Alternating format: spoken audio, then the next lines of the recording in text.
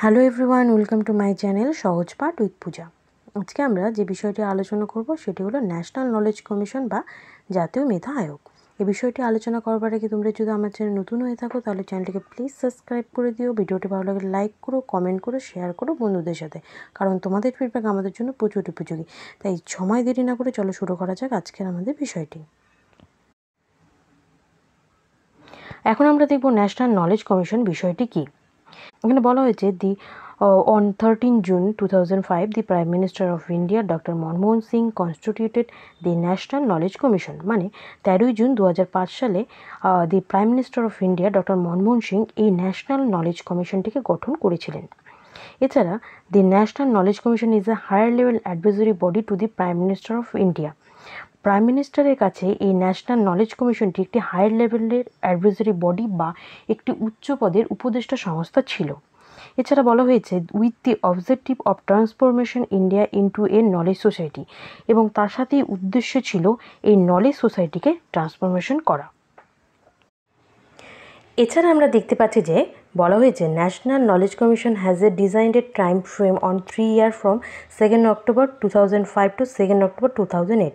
এখানে বলা হয়েছে ন্যাশনাল কমিশন যে ডিজাইন ফ্রেমটি করেছিল সেটি 3 বছরে নির্ধারিত ছিল, যা 2 October থেকে 2005 এবং 2 October 2008 মধ্যে নির্ধারিত ছিল।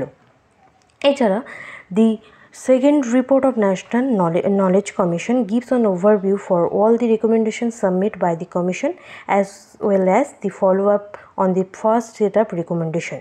এখানে বলা হয়েছে এই ন্যাশনাল নলেজ কমিশন দ্বিতীয় রিপোর্টে কমিশনের যে জমা দেওয়া রিপোর্টগুলি সুপারিশগুলোকে ওভারভিউ করার পাশাপাশি সেগুলোকে ফলো আপও করেছিল। মানে যেসব রেকমেন্ডেশন দেওয়া হয়েছিল সেগুলোকে এনকেসি মানে ন্যাশনাল নলেজ কমিশন ওভারভিউ করেছিল এবং ফলো আপ করেছিল। এবং বলা হয়েছে the full text of the recommendation submit in 2007 and details on NKC constitution are also include in the report. এবং 2000 সালে যে জমা দেওয়া সমস্ত টেক্সট ছিল সেগুলিকে এনকেসি কনস্টিটিউশনে ইনক্লুড করা হয়েছিল। এবার আমরা দেখব ন্যাশনাল নলেজ কমিশনের মেম্বার এবং সদস্য কারা ছিলেন। এখানে প্রাইম মিনিস্টার ছাড়াও যেসব ব্যক্তি গুরুত্বপূর্ণ রোল পালন করেছিলেন তার মধ্যে একজন হলেন মিস্টার শ্যামপিত্র দা। তিনি এনকেসি বা ন্যাশনাল নলেজ কমিশনের চেয়ারম্যান ছিলেন। এছাড়াও যাদের আমরা দেখতে পারি তারা হলো professor P Balaram, doctor Ashok Ganguly, professor Jayati Ghosh, doctor Deepak Nayyar, mister Nandan Nilekani, doctor Sujatha Ramadorai and professor Amitabh Mattoo. এই মেম্বারশিপের পরে আমরা এবার দেখব কিভাবে এই মেম্বারশিপটাকে অর্গানাইজেশন স্ট্রাকচারের মধ্যে ঢালা হয়েছে।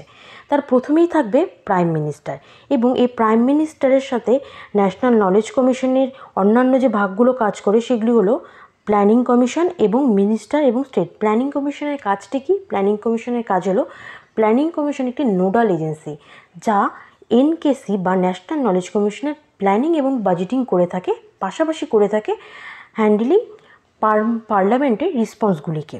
এছাড়া মিনিস্টার ও স্টেট কাজ করেই থাকে, এবং এই প্রাইম মিনিস্টারের পেছনে বা পরে যেসব পদগুলি কাজ করে সেগুলি হলো চেয়ারম্যান, মেম্বারশিপ এবং সাপোর্ট স্টাফ। এবার আমরা দেখব objective of national knowledge commission. এই ন্যাশনাল নলেজ কমিশনের উদ্দেশ্যগুলো কী ছিল। এখানে প্রথমেই বলা হয়েছে build excellence in the education system to meet the challenge of 21st century and increase the competitive advantage in field of knowledge. এখানে বলা হয়েছে যে আমাদের এডুকেশন সিস্টেমকে এতটাই গুণমান করতে হবে যে একবিংশ শতাব্দীর যে চ্যালেঞ্জগুলো আছে সেগুলোর সাথে যেন মোকাবিলা করে যেতে পারে। এছাড়াও এখানে বলা হয়েছে যে জ্ঞানমূলক ক্ষেত্রে প্রতিযোগিতামূলক সুবিধাগুলো বৃদ্ধি করতে হবে। এছাড়া 2 নম্বরে বলেছে promoted creation of knowledge is a and laboratories. মানে জ্ঞানকে তৈরি করার জন্য বিভিন্ন ধরনের ল্যাবরেটরিতে সায়েন্স, ইনোভেশন এবং টেকনোলজি রিসার্চ এই সব বিষয়গুলো নিয়ে কাজ করে যেতে হবে যেন জ্ঞানের বৃদ্ধি পায় বা জ্ঞান তৈরি করা যায়। এছাড়া বলা হয়েছে এখানে the overreaching aims the national knowledge commission is the enable the develop of a vibrant knowledge base society. এই vibrant knowledge base society develop করার কথা এখানে বলা হয়েছে। এই ভাইব্রেন্ট নলেজ বেস সোসাইটি মানেটা কি বোঝায়? স্টুডেন্টকে এনার্জেটিক করে তুলতে হবে। তারা যেন নিজেদের কাজের প্রতি সবসময় উৎসাহ থাকে এবং তারা যেন নিজের ইন্টারেস্ট অনুযায়ী, নিড অনুযায়ী শিক্ষাকে গ্রহণ করতে পারে। এখানে এটিই বলা হয়েছে যে এমনভাবে একটি সোসাইটি ডেভেলপ করতে হবে যেখানে স্টুডেন্টরা নিজের ইচ্ছে অনুযায়ী, খুশি অনুযায়ী যেন শিক্ষাকে গ্রহণ করতে পারে। এছাড়া এখানে আমরা দেখতে পাচ্ছি, এখানে বলা হয়েছে this entail both of the radical improvement in existence system of education. মানে আমাদের এক্সিস্টেন্স সিস্টেম অফ নলেজে, মানে বর্তমানে যে আমরা যে এক্সিস্ট করছি যেসব নলেজের ক্ষেত্রে, তার জন্য রেডিক্যাল ইমপ্রুভমেন্ট হয়ে থাকে, মানে কন্টিনিউয়াসলি ইমপ্রুভমেন্ট হয়ে থাকে টেকনোলজি অ্যান্ড ইনোভেশন মেথোডোলজি দ্বারা। এছাড়া বলা হয়েছে যে and creating Avenue for generating new form of knowledge, মানে এমন কিছু এভিনিউ ক্রিয়েট করতে হবে নিউ নলেজকে উদ্ভাবন বা জেনারেট করার জন্য। এছাড়া আমরা দেখতে পাচ্ছি স্ট্রেংথ দি এডুকেশন সিস্টেম, মানে এডুকেশন সিস্টেমকে শক্তিকরণ করতে হবে। Promote dramatic research and innovation facility knowledge application in sector like health, agriculture and industry.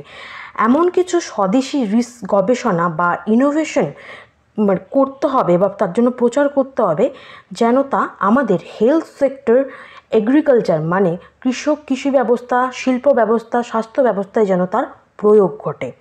এছাড়াও বলা হয়েছে leverage information and communication technology ICT is enhance governance and improve connectivity, যেন আমাদের শাসন ব্যবস্থার ইমপ্রুভমেন্ট ঘটে বা এনহ্যান্স ঘটে, কানেক্টিভিটি, ইমপ্রুভ কানেক্টিভিটি ঘটে। তার জন্য আমাদের ইনফরমেশন কমিউনিকেশনকে উন্নত ঘটাতে হবে। আমরা এবার দেখব 5 ফোকাস অফ এরিয়া এনকেসির এবং রেকমেন্ডেশন অফ এনকেসি, মানে ন্যাশনাল নলেজ কমিশন যে রেকমেন্ডেশনগুলো বা সুপারিশগুলো দিয়েছিল সেগুলো আমাদের এবার আলোচ্য বিষয়।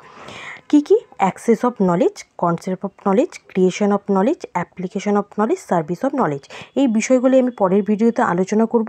কিছু টেকনিক্যাল কারণের জন্য আমি ভিডিওটি আপলোড করতে পারিনি, আমি ডিসক্রিপশনে লিঙ্ক দিয়ে দিও, তোমরা দেখে নিও। ভিডিওটি দেখার জন্য থ্যাংক ইউ ফর ওয়াচিং। ভালো লাগলে লাইক করো, কমেন্ট করো, সাবস্ক্রাইব করো, বন্ধুদের সাথে শেয়ার করো।